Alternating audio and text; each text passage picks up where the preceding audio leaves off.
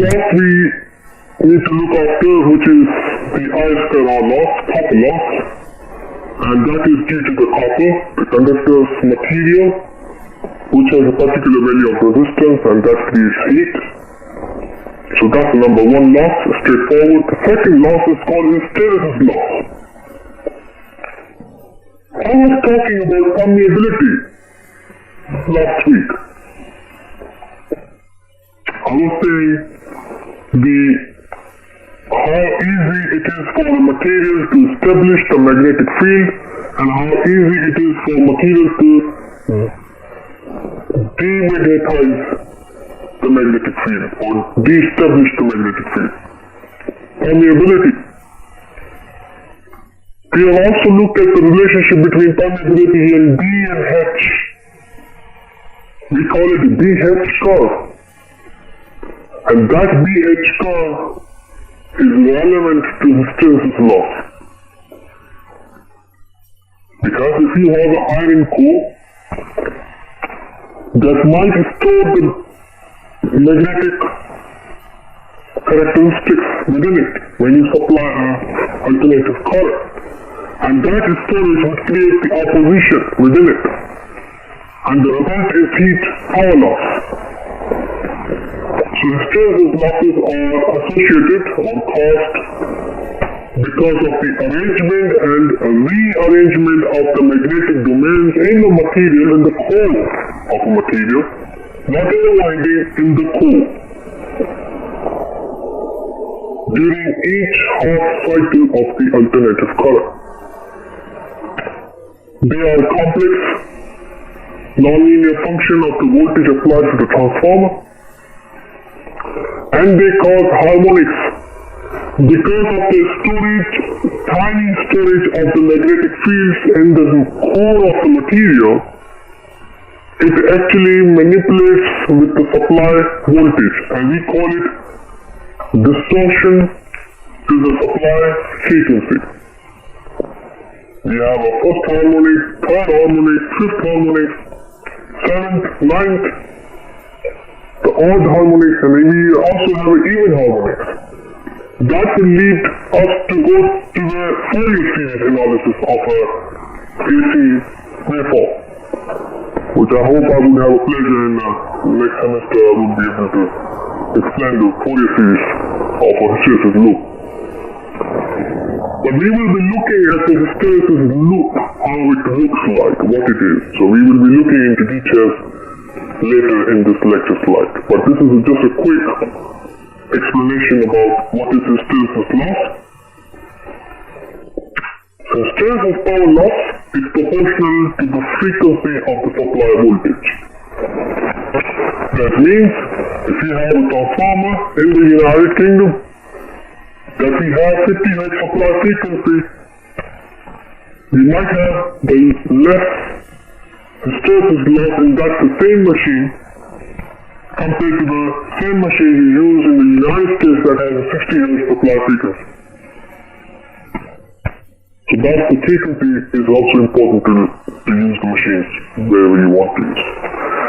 The third loss is the eddy current. So I just mentioned that we have to cut the core into many pieces, slices, and laminate each slice to each other. And each slice must be insulated to each other to reduce the circulating current. Now what is circulating current? Now remember, this alternative current is not straightforward.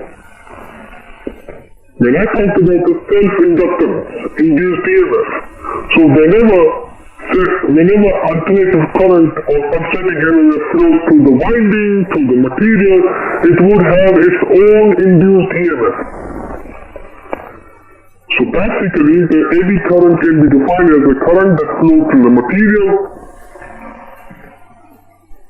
the core of the material,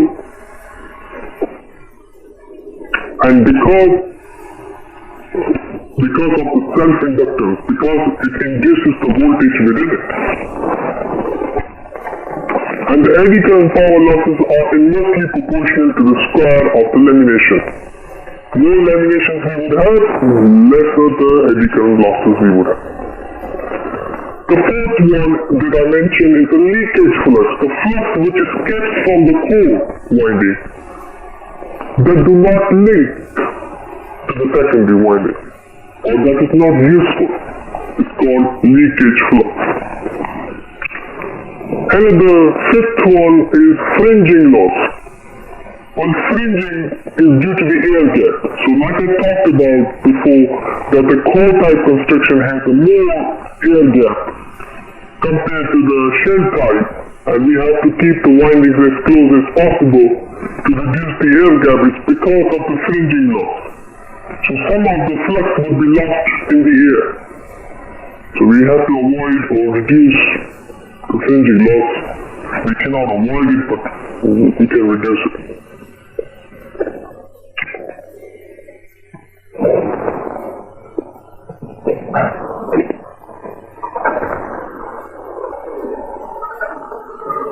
So now it is time to just look into it with details on the losses, and we will be discussing these losses with more details in next module, of course, next semester. But of course now, so far we can summarize there are basically three types of losses. One is the I-square losses, and second, the iron or core losses, that consists of hysteresis and eddy current losses, and the third is the leakage flux, where also fringing comes into effect as well.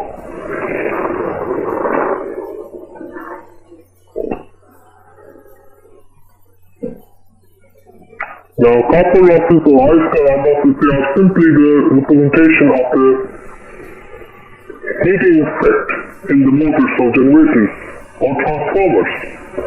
And one of the easier possible ways to detect the temperatures of the machines is to use infrared thermography, which we know is pretty much relevant to our today's situation, to use infrared thermographic cameras to detect temperature of people, for example.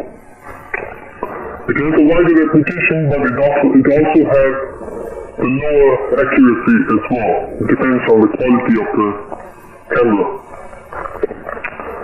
The eddy current losses, like I said, that these are the circulating currents, and the end effect, of course, is the resistive heating losses in the core of a machine. They are proportional to the square of the supply voltage to the transformer. In other words, eddy currents are circulating currents produced by the transformer action or mutual inductance in the core of electrical apparatus or machine. In order to reduce the hysteresis losses, eddy current losses, we have to cut the core into many slices and laminate each slice with respect to each other to reduce that circulating current. And this diagram shows that how the circulating current would look like in the core of a transformer. And it can be seen that the main current flow through the core of a transformer is the supply voltage or supply alternating current, but the eddy current that flows in opposite in direction is the fundamental principle of the self-inductors or self-induced EMF in the core would have opposite direction to the supply voltage.